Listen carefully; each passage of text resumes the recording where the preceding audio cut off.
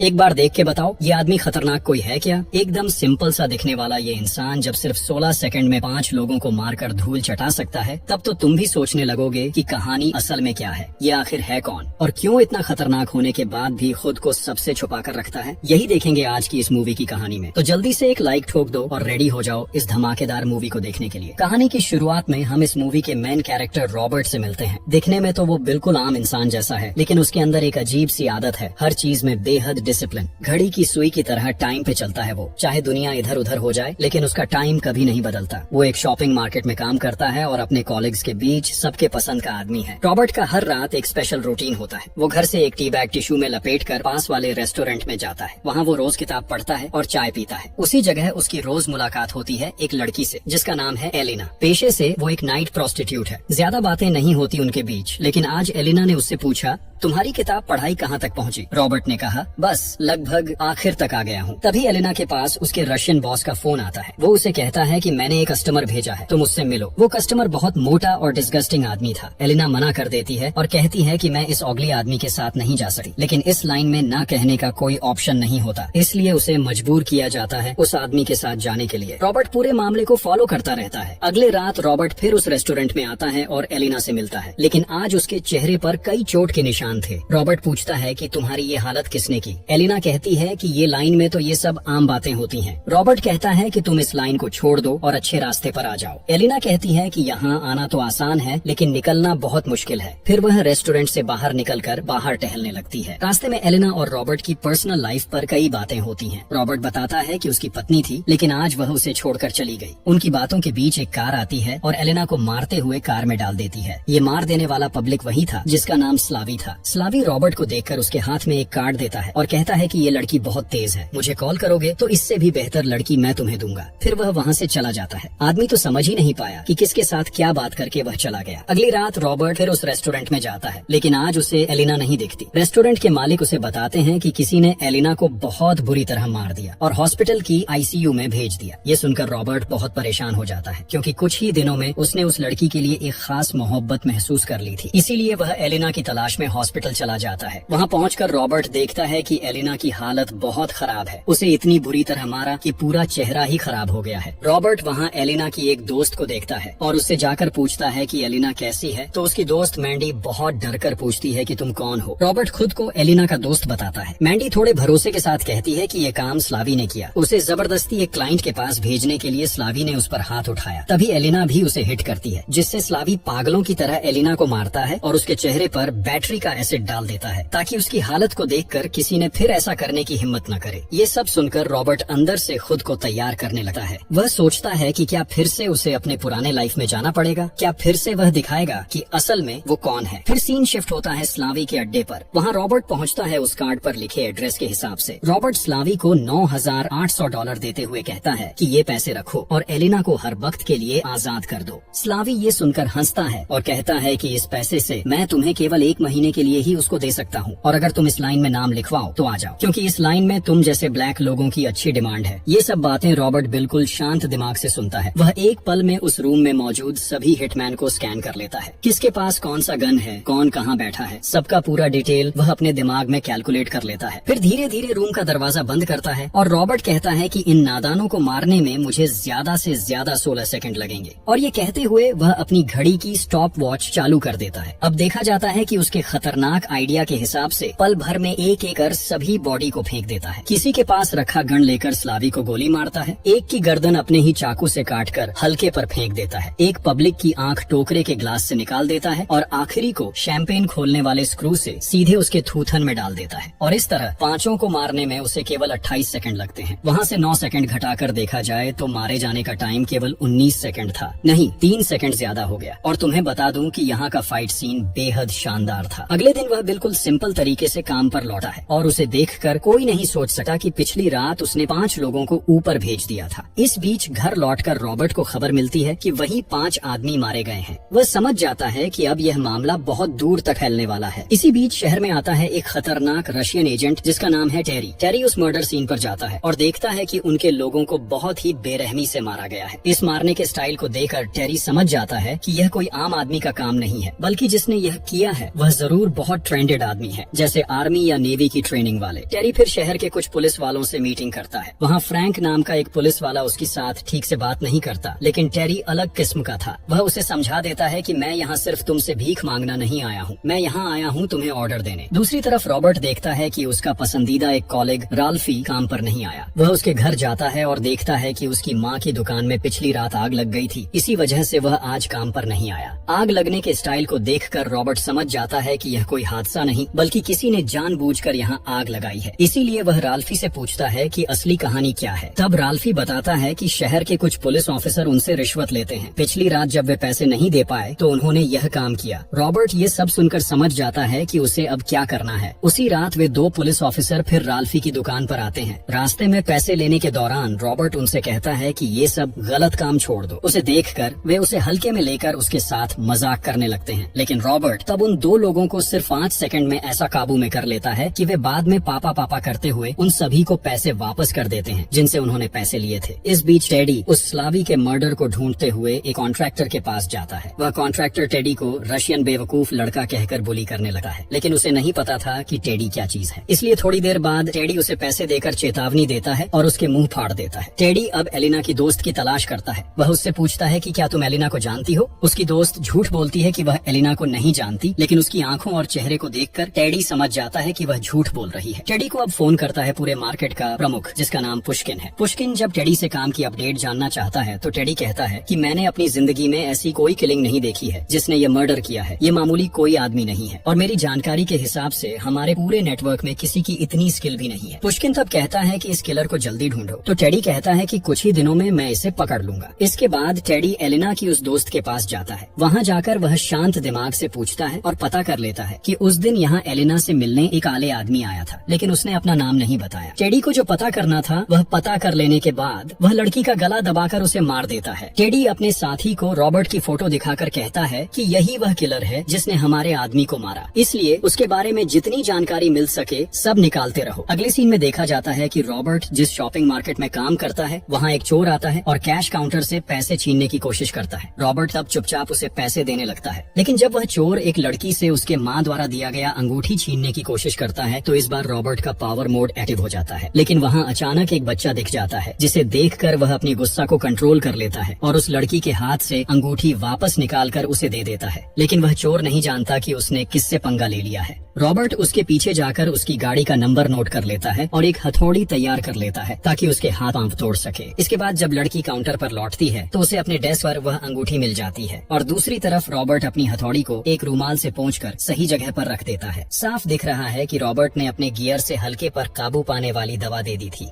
अगले सीन में teddy Robert के घर पहुंचता है। वहां वह खुद को डिटेक्टिव बताकर रॉबर्ट से शांत दिमाग से बातें करने लगा है। रॉबर्ट की आंखों को देखकर टेडी को समझने में देर नहीं लगती कि यही वह आदमी है जिसने सभी को एक साथ मारा था और रॉबर्ट भी समझ जाता है कि वह कोई एजेंट या पुलिस ऑफिसर नहीं है। इसलिए वह सीधे सवाल करता है, मुझे तुम कैसे पकड़ लिया? मैंने कहीं कोई फुटप्रिंट नहीं छोड़ी। टेडी तब बताता है कि लोगों को ढूंढना हमारा काम है। रॉबर्ट तब कहता है, यही तो मैं जानने आया हूँ कि आखिर यह आदमी कौन है। टेडी तब कुछ कहे बिना वहाँ से चला जाता है। नीचे जाकर कार में बैठते समय वह कहता है कि अब तक जो हमने इस आदमी के बारे में जाना वह सब गलत था। ये कोई मामूली आदमी नहीं है। इसलिए वह पूरी टीम को उस आदमी की तलाश करने के लिए भेज देता है। अपनी पूरी इन्फॉर्मेशन लेकर वह कहता है कि इस आदमी का कोई क्राइम रिपोर्ट नहीं है। वह ठीक से टैक्स भरता है, अच्छी नौकरी करता है और बिल्कुल सिंपल जिंदगी जीता है। टेडी कहता है कि सब कुछ इतनी परफेक्ट तरीके से प्लान किया गया है कि यह आदमी जरूर किसी मिलिट्री में रहा होगा और अगर ऐसा नहीं होता तो इतनी ठीक से अपनी पूरी इन्फॉर्मेशन छुपाना इम्पॉसिबल है। इस बीच रॉबर्ट अपने घर के डिफरेंट जगहों पर कैमरे लगाना शुरू करता है। साथ ही वह वहाँ कुछ ऐसे एविडेंस रखता है ताकि अगर कोई भी इस कमरे में आए तो कोई इन्फॉर्मेशन बाहर ना निकाल सके। असल में रॉबर्ट ऐसा आदमी था जिसका पुराने रिकॉर्ड्स की कोई इन्फॉर्मेशन पूरी दुनिया में मौजूद नहीं थी। इसके बाद टेडी एक आदमी भेजता है रॉबर्ट के उस रेस्टोरेंट में जहाँ वह रोज जाता है, क्योंकि उन्हें अपनी आंखों से यह प्रूफ चाहिए था कि क्या यह वही खतरनाक किलर है या नहीं।